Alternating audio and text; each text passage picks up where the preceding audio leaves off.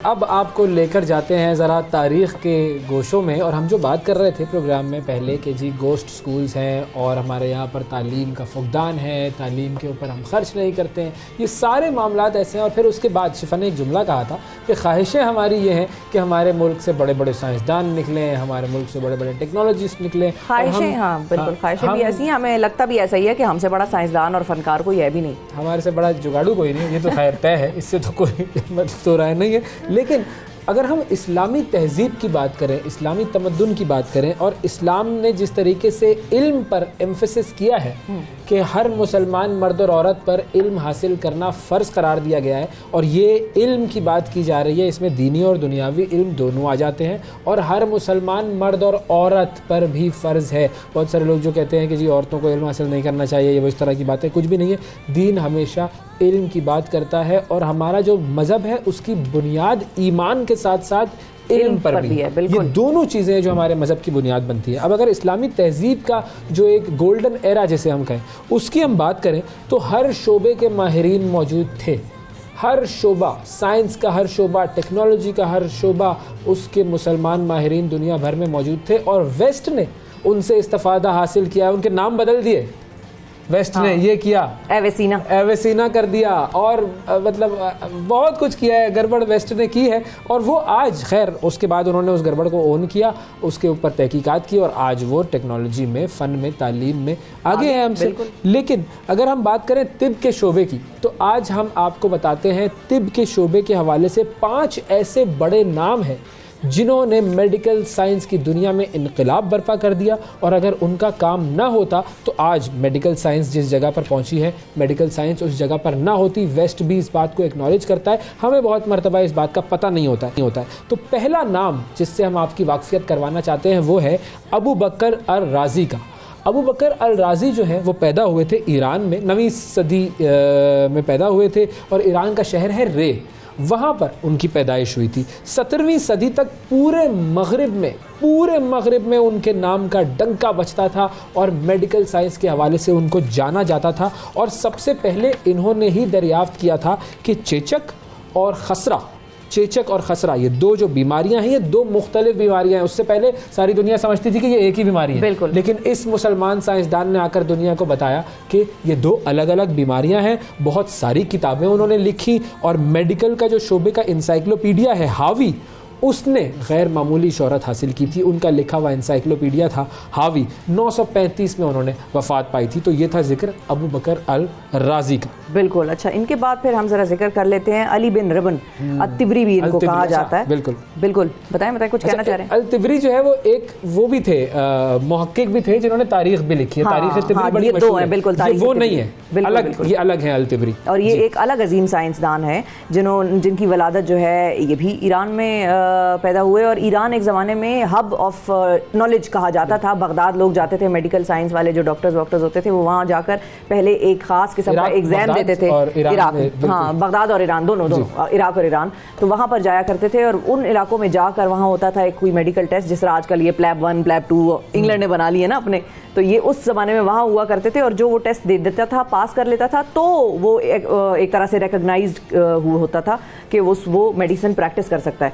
तो खैर ये इनकी विलादत तो ईरान में हुई, और इलाका जो है वो तिब्रिस्तान, बिल्कुल तिब्रिस्तान इलाका था। 775 ईस्वी में लगभग इनकी विलादत हुई, और इन्होंने 7 जिल्दों पर मुश्तमिल जो है एक ऐसा इंसाइक्लोपीडिया डेवलप किया कि जिसमें तमाम मालूमात ख़ास तौर पर बीमारियों के हवाले से, उनके इलाज, हर चीज़ दर्ज थी। मतलब उस वक्त जितनी भी बीमारियां थी उन सबको इन्होंने इस इंसाइक्लोपीडिया में जमा कर दिया था। इसकी खास बात ये थी, it was a complete encyclopedia of the diseases that were known to the mankind at that time. बिल्कुल, और अब इसका नाम सुने जरा आप, नाम है इसका फिरदौस अल हिकमत रखा गया इस इंसाइक्लोपीडिया का नाम। और इनकी कुतब को 21वीं सदी जो है उसमें मगरिब में तर्जुमा किया गया था, 21वीं सदी में। और मगरिब में फिर ज़ाहिर है तर्जुमा हुआ तो उस पर मज़ीद तहकीक हुई, और फिर उनको शोहरत जो है वो एक तरह से और ज़्यादा मिलनी शुरू हुई और फैलती गई यूरोप की तरफ भी। और इनका इंतकाल जो है वो 870 में हुआ।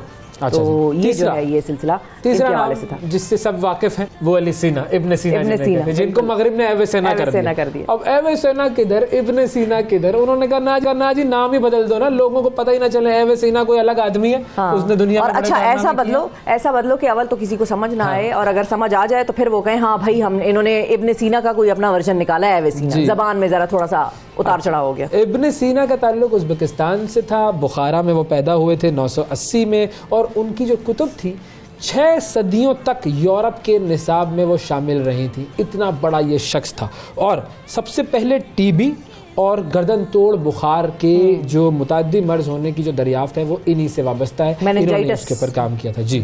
अमराज चश्म के माहिर थे, आई डिजीज़ जिनको हम कहते हैं, उनके माहिर थे इब्न सीना। आँख के मुख्तलिफ हिस्से क्या क्या होते हैं, आँख के अंदर जो बनावट है, रेटिना, कॉर्निया, ये सारी चीजें वो एक्सप्लेन कर गए, ये सब उन्होंने बताया था। और उन्होंने ही पहली मर्तबा ये बात भी बताई थी कि आसाब की वजह से दर्द और तकलीफ का एहसास पैदा होता है, और 1037 में उनका इंतकाल हुआ था। ये थे जी इब्न सीना, बहुत बड़ा नाम, इनसे सब वाकिफ़ हैं जी।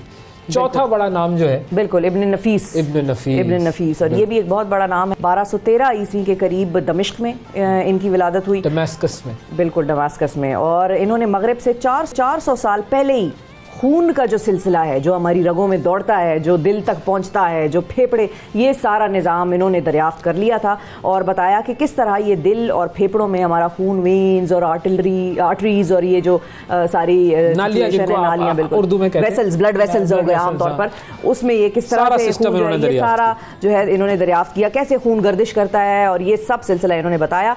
और इन्होंने शाम फी तिब जो है इनके नाम से एक अजीम किताब लिखी है, जो कि लोग आज तक अगर चाहें तो वो पढ़ते हैं। और इब्न नफीस जो है इन्होंने बड़ी किताब है ये, बड़ा जो है वो अच्छी खासी मोटी जिल्द, बिल्कुल। और काहिरा में 1288 में इनकी वफात हुई। बिल्कुल। अच्छा, और एक और नाम जो कि एक और बड़ा अजीम नाम है रिलीजियस सिलसिले के भी हवाले से, जो 12 इमाम जो हैं उनमें भी ये शामिल हैं। बिल्कुल। इमाम अली इब्न मूसा रज़ा, ये पैदा हुए थे जी 766 में, मदीना के करीब पैदा हुए थे, मदीना में। और अब्बासी खलीफा जो थे मामून रशीद, उनकी दरख्वास्त पर इन्होंने एक किताब लिखी थी, और उसमें बीमारियों से बचाव और सेहतमंद रहने के तमाम नुस्खे जो हैं वो शामिल किए गए थे। और मामून रशीद ने उस किताब को सोने के पानी से लिखवाया था, इतनी वो आला किताब थी जी। इसको कहते हैं द गोल्डन ट्रीटीज़, और गोल्डन ट्रीटीज़ इसका नाम था। और इसके अंदर भी तमाम बीमारियों के हवाले से डिटेल्स थी, तमाम जो हैं वो उनके इलाज के बारे में डिटेल्स दी गई थी। ये किताब भी वाकई सोने के पानी से लिखवाने के काबिल थी, और मामून रशीद ने बड़ा काम किया। अच्छा, वो इससे ये भी पता चलता है ना कि जो उस वक्त के जो बादशाह थे, इनकी आप हिस्ट्री पढ़ें बादशाहों की, बड़े मसाइल आपको नज़र आएंगे, लेकिन बहुत मर्तबा आपको ये नज़र आता है कि इन्होंने इल्म की जो सरपरस्ती की उसमें कमाल कर दिया इन लोगों ने। बिल्कुल, इनको जाहिर है वो, अच्छा उसमें एक इंटरेस्टिंग चीज़ हमेशा लोग ये भी कहते हैं कि जाहिर है वो बादशाहत है, और वो तख्त और ताज हमेशा बादशाही के, वो ब्लड रिलेटिव्स और बेटा भाई बाप इधर ही ट्रैवल करता है, तो उनको इस चीज़ का डर नहीं था। जो चीज़ बाद में डेमोक्रेसीज़ में हुई, कि बहुत मुल्कों में ये भी केस स्टडीज़ हुई हैं, की गई हैं, कि लोगों ने, हुक्मरानों ने अपने वोटर्स को मतलब गैर इल्म रखा, ला इल्म रखा, चीज़ों से जाहिल रखा। उसकी वजह यह है कि जब ज़्यादा पढ़ लिख जाएंगे तो हमसे सवाल करेंगे, हमारी हुक्मरानी को चैलेंज करेंगे, वोट देने में मसाइल पैदा करेंगे। तो अभी तो खैर इनको जैसे तैसे हैं बस इसी तरह चलाओ। उस ज़माने में चूंकि बादशाहत यूं ही चलती आ रही थी और उसको किसी से थ्रेट नहीं था, तो उन्होंने कहा भाई इल्म से फ़ायदा उठाओ, इसी इल्म से हम मजीद दौलत भी कमाएंगे और लोग भी खुश होंगे। अब यहाँ पर ये ना कोई कहते कि शिफा तो सुबह बैठ के बादशाहत को जस्टिफाई कर रही थी। जस्टिफाई क्या कर रही थी? अमेरिका जस्टिफाई करता है बादशाहत को, और क्या अमेरिका ने कर दिया। बादशाहत चल रही है, अमेरिका जस्टिफाई कर रहा है। मैं आपको एडवाइजर रखूंगी। शाबाश, बिल्कुल। आपके अंदर भी एक अमेरिकी छुपा हुआ है, इसका मतलब ये था, आप समझ नहीं रही है मेरी बात को।